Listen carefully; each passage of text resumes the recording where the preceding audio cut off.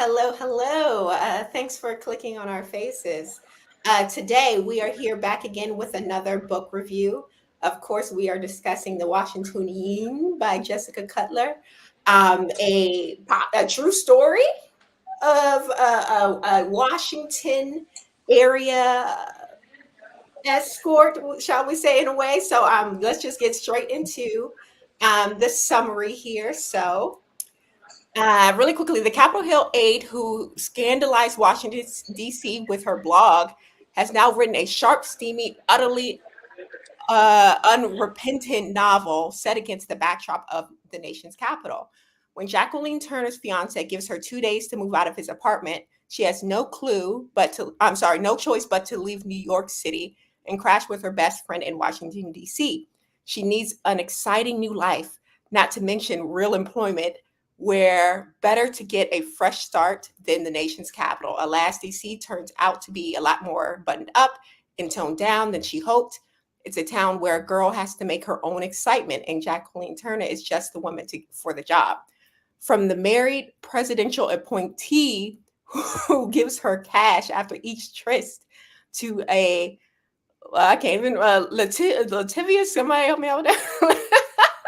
Whatever this word is, Georgetown lawyer who parades her around like something out of Pretty Woman. Jackie's roster of paramours grows so complicated that her friends ask her to start a blog so they can keep up. But in a small town of Washington, the line between private and public blurs very easily, and Jackie quickly realizes this blog idea may be more than she bargained for. So, this was E's pick.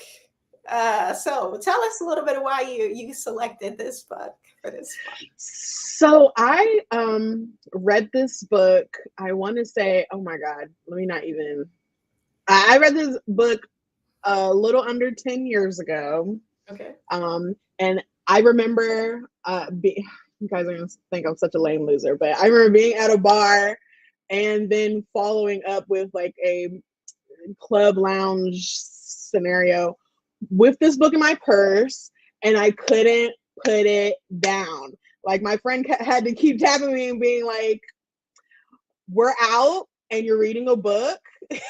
Can you put it away, please? You're embarrassing us. And I was like, okay, fine. But I could not put this book down. It was so addicting.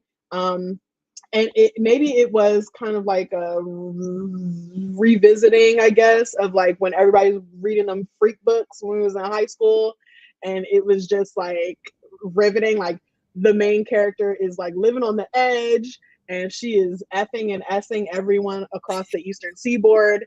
And it was just so funny. And it felt to me like just such a scandal. And I just really also loved that it was set in DC. I think that it being set in DC and kind of like that cover art really grabbed me. And I was like, okay, I'm just going to give this a quick read. And it was just so like, I had to finish. I had to know what this girl was doing next.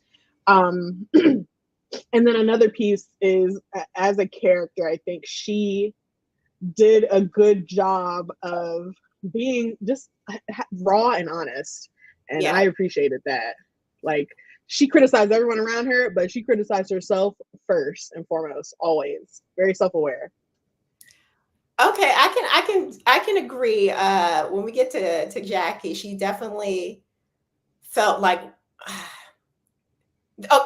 again, this is a spoiler free. We're getting into spoiler free talk. This first half, we'll let you know when we get into spoilers later in the video. But I definitely got the sense that this was an early 2000s book because early 2000s was like the horniest time in America. We had like all the raunchy movies, all the Sex in the Cities, all of that. And this is right along that vein. It felt very much like,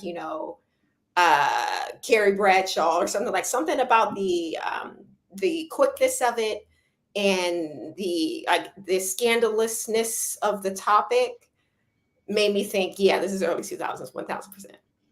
I did enjoy her as our main character. A lot of the times I feel like books kind of fall into the trap of having like a Jane Doe main character, kind of dry, kind of the every woman without a personality, a little less of a personality so she can be the every woman.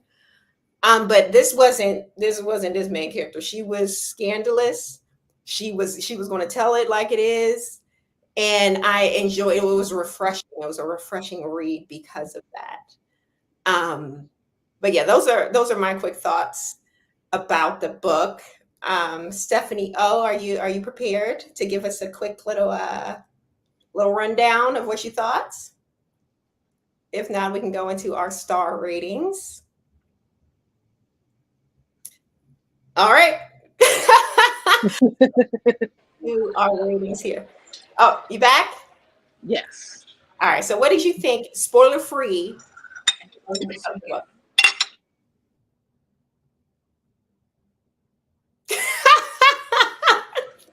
So sorry about that. So respectfully, and I'm gonna finish it, but there was no plot to this book. It was not interesting at Okay. all. It was all raunchy. And I'm cool with raunchy, right? I watched Game of Thrones. The first season of Game of Thrones was nothing but risque behavior. Okay. To me, outside of her escapades, there was nothing else going on, which is why, like, when we think about Court of Mist and Fury, that's why a book like that was, in my opinion, and even the Hermione and Manacle, excuse me, I couldn't think of the name of it, Draco, Manacle. Like, I still need a plot. I'm cool with the sleazy, I'm cool with all that, but what else is going on? I didn't sense anything else was going on, Okay. personally. Fair. Now, so if you had to rate it, 5 stars being absolutely the best thing you ever read, and Right? 1 star being absolute trash, where would you be? 1.5. Oh, 1.5. 1.5. And that's because it wasn't poorly written, just wasn't nothing else but erotic. What was this, an erotic novel or something? Like, it just wasn't anything else going on. Okay, okay. All right. For Now, me, for me. so me, I would give it, so again, 5 being the best book I ever read, 1 being absolute garbage. I'm going to give it a solid 3. I did enjoy it. I thought it was, a easy read, a quick read. I definitely felt like, okay, this is something that I can enjoy listening to while I'm doing other things because I listen to it on Audible. Hmm. But it isn't something that I'm like, oh, this is a pay. I got to get back to this because I Right, can't wait to right, see what happens. right, So I would give right. it a solid 3 stars. Like if this is your thing, I feel like it's a quick and easy Yeah. read, and it's definitely digestible. And I Hmm. enjoyed the main character, even through all of her flaws. So 3 for me. What about you? E? Not her flaws. No, of which there were many. Uh-huh. Um, so 5 being the best thing I ever read. I mean, that there's not a lot of those. And I do agree, there's not a lot of plot for me. It's very much so like a slice of life of a bitchy white girl who has things given to her for free all the time. I would give it a 3.7, if I may, Okay. because Okay. I could not put it down. And while I agree there was not a lot of plot happening, um, there was end game, and the end game was to be able to sustain a life of fabulosity with nothing to bring to the table. Sprinkle, sprinkle. Absolutely nothing. All So right, all right. So we got 3.73, and what was that? 1.5. Isn't that what you get? All right. So with that being said, we are now getting into our spoilers. So hold tight.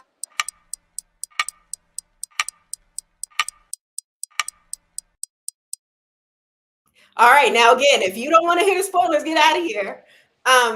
But as far as okay, so there were a couple things that happened in this book that I was just like, oh my god, girl.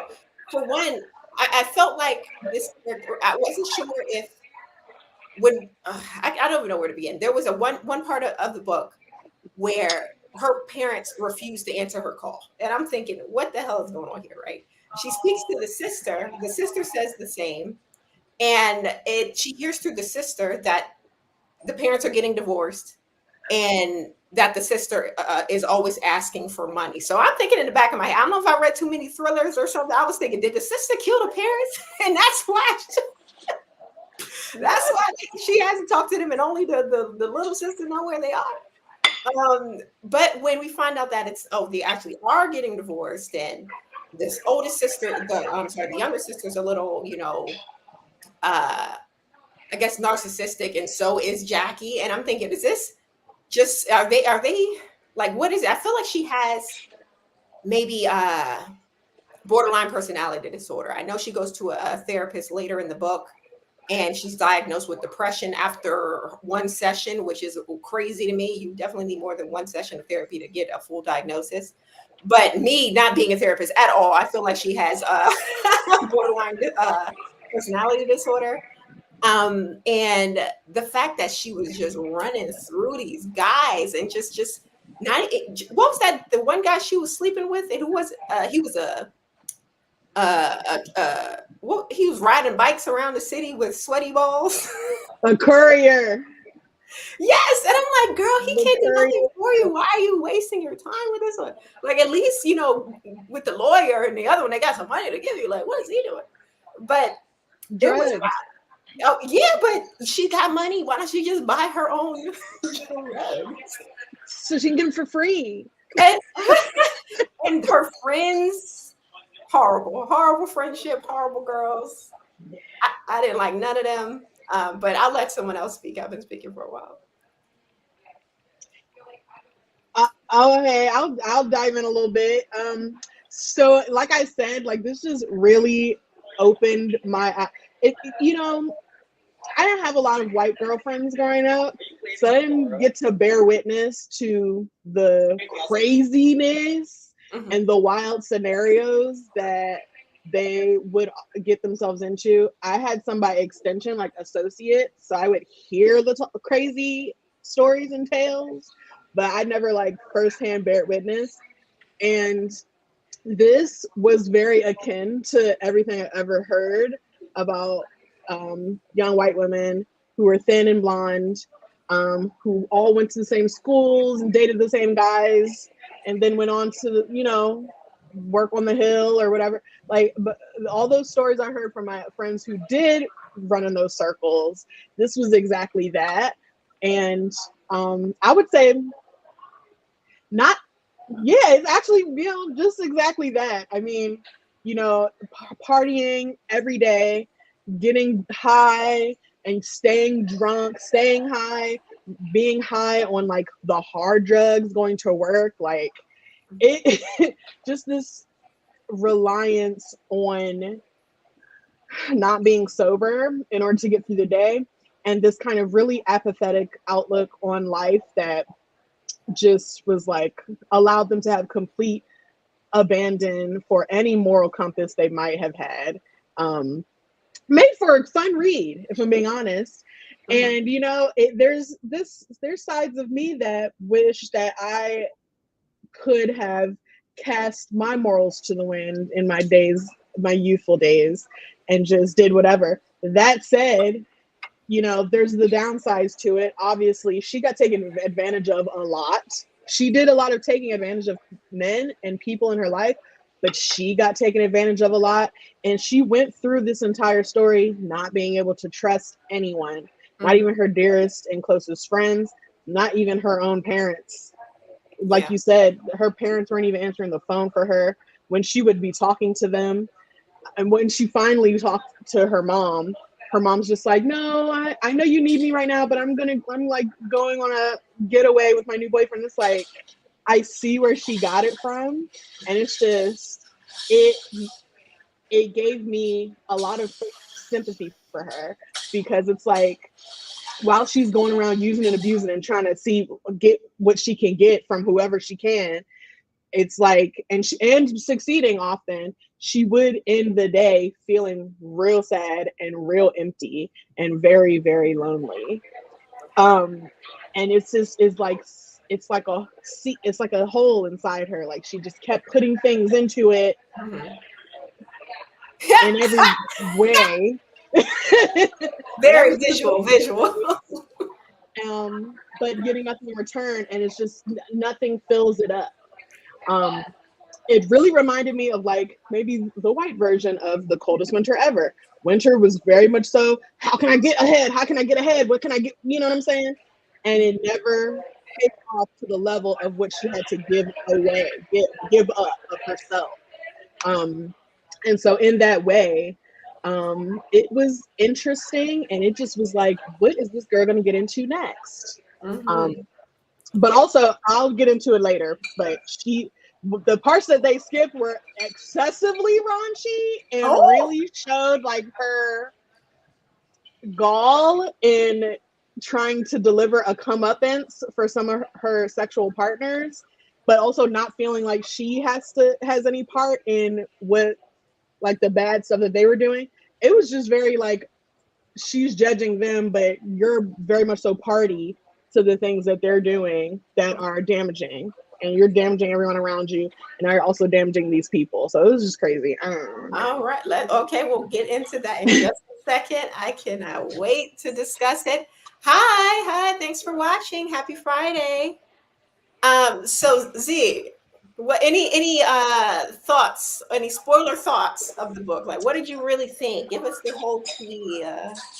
I mean, again, like if she wasn't with a man, then she was at her desk talking about men. Like I just was, and when you talk about her dear friends, it's like what's sad is that she didn't even recognize these girls really wasn't your friends from the jump.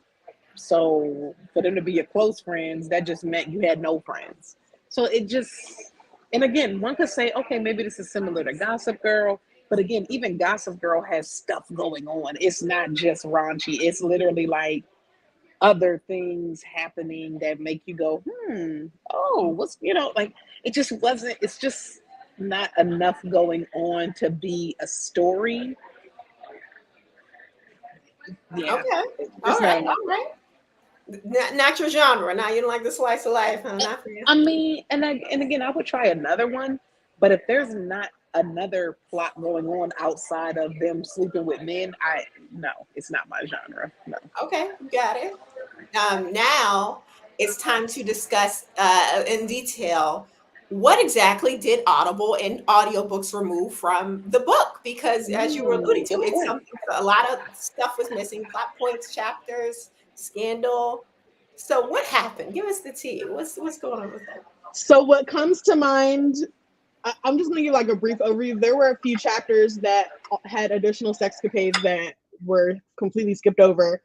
One was a weekend trip she took with Phil the millionaire to Miami, Okay. and that I think that really, it's unfortunate it wasn't part of the Audible book because she I felt like she showed a lot of her vulnerability in those chapters, and it kind of, oh no, am I frozen? No, I can hear you. It kind of humanized her a lot because she realized, oh, I might be a New York 8, a DC 10, but I'm a Miami 6. I'm a Miami 5. And Okay. she didn't say it in those terms, but she very much so was like, all these women's bodies here are beautiful. And Phil is breaking his neck at every last one of them. And even one night where she like dresses to the nines, wears this super slutty Roberto Cavalli dress, and it's red, and it's just like really uh, flatters her body. It's very sexy. It's very revealing, and she looks hot. They go Mm. to a restaurant, and he's still looking all over the place, and she's just like, ugh, like she's just so put off by him and by this trip that he's just like, she just flies, she leaves, she eventually leaves. He goes out to the club, he stays out all night. By the time it's like 6 a.m. the last day of the trip, she's home, and she has gone to Marcus's house. Oh, And okay. it's, oh my god, Okay. Yeah, so she really like. by comparison, like this is where I want to be. This is like, to me, this part is crucial in kind of giving meaning to her wanting and desiring to be with Marcus so badly toward the end of the book. Okay. And also to why Phil is this huge jerk that she keeps referring to. The audiobook does not really define him with any real circumstances where or why he's a jerk and why she Yeah. considers him to be one. Another really, really crazy part that happens right before the Miami trip. Oh my gosh, what's happening? Can you hear me? Yeah. Okay, I can hear you.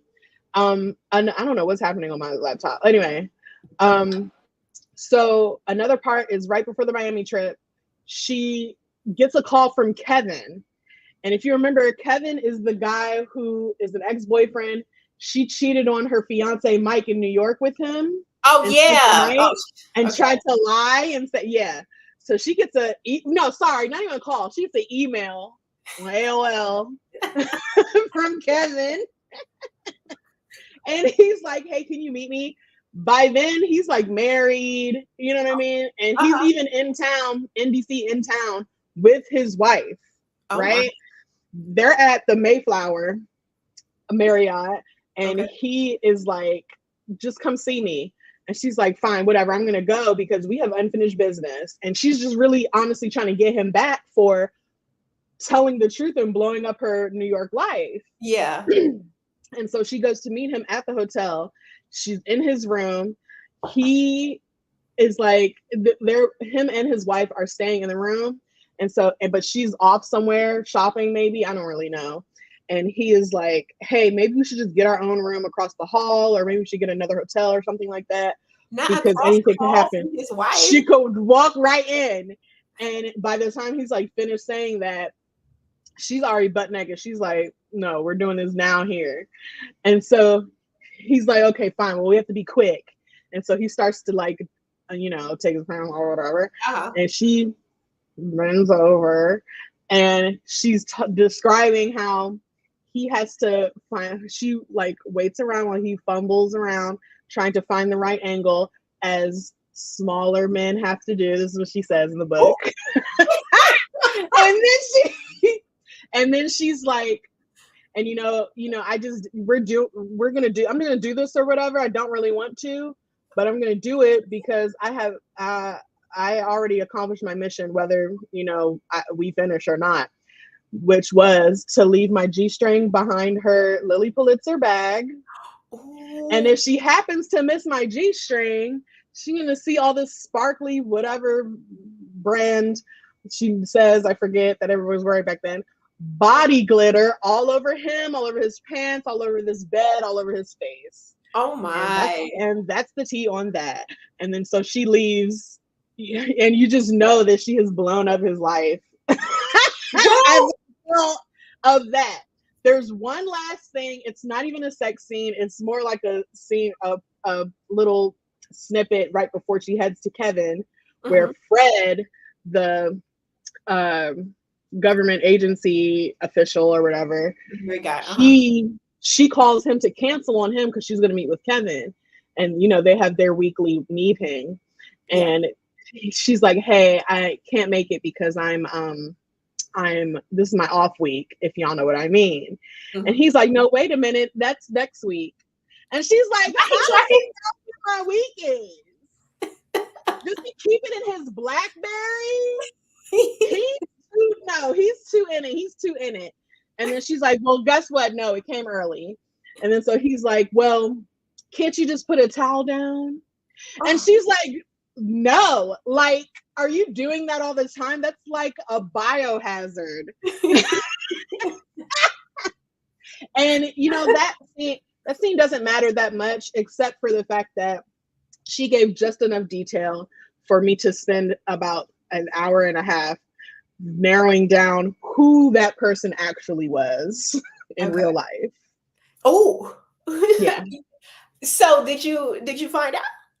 I absolutely did. His name is Joshua. What is it? Joshua. What's the last name? I want to say it's Joshua. Is it Bennett? I have it up on my other laptop. Okay. But he was the White House chief of staff under the George W. Bush administration. Let's put Yeah, allegedly in this, so just in case. Allegedly. allegedly. We believe. But my Googles told me that that's who he was, because she described him as looking like this one actor, Kevin Branagh or something like that. Uh-huh. And I also looked up so many office secretaries that George W. Bush appointed. He was one of them, and he kind of favors him. Oh. Another one of the guys I was able to identify was who the real Marcus is. And he Okay. actually self-identified, because at the end of all this, he decided to sue her. He sued her and he sued HBO, because HBO was picking up a series that had Sarah Jessica Parker as an EP that was supposed to be based on this book. I knew it was given sex. I knew it.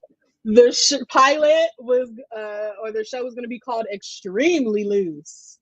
Oh. And they were in talks or whatever, but he did lose the case. However, we obviously didn't get the show. He is now a law professor. I can't remember which university he's at, but his name is Robert Steinbuck. Robert Steinbuck.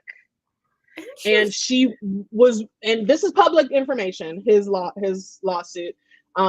And he was, I think he was a legislative counsel under the same senator whose office she was working in, which is also public information. Former Senator Mike DeWine. Oh my! Look, you're coming with all the tea, all the facts. Girl, you know I had to find the tea. Investigative journalism. Absolutely, 1000%. I had to. But yeah, speaking of the author, because again, this is her true story. I pulled her up online, and yes, she does look like Catherine Zeta-Jones to me, and that's how she describes herself in the book. And so yeah, this is her, and she was really in DC doing these scandalous things with this huge laptop of her. I'm sorry, but the erect nipple is sending me in this photo. I just cannot, like, what? She's always, she got to advertise the goods, okay? It's a lot. It was just a lot, okay? I didn't notice it until just now. Me either. They're about to flag us. My bad. Sorry, YouTube. Cross, TTTTT, timeout. Oh, but this was so hilarious. Honestly, out of all of her men, she should have stayed with the first one. He was about to put a ring on it. She could have been like this lovely housewife doing the thing, but she was young and dumb and ready to risk it all. Yeah, because all of the other guys, everyone else was trash. Everyone else was trash, including Marcus, in my opinion. I didn't like him that much anyway. But yeah, this is very interesting. Thanks for coming with the facts here, Eve. You know it. So unless anyone else has anything else to add, I'm going to, end it here. If you're watching, thanks for being here. And like the video if you like the video, and join us in a couple weeks, because we are going to be discussing and reviewing The Great Gatsby, a classic. I never read it fully. I have seen the movie. And I don't believe anyone else on the panel has watched or read it either. Correct? I think I read it once, but I was very, very, very young. Okay, so it's going to be I've never read beyond the first chapter. Okay, all right. So we're going to read it, and we're going to discuss it in a couple weeks. So join us for that. And thank you for being here. Thank you so much. Have a good day. Enjoy your Friday, and goodbye. Bye.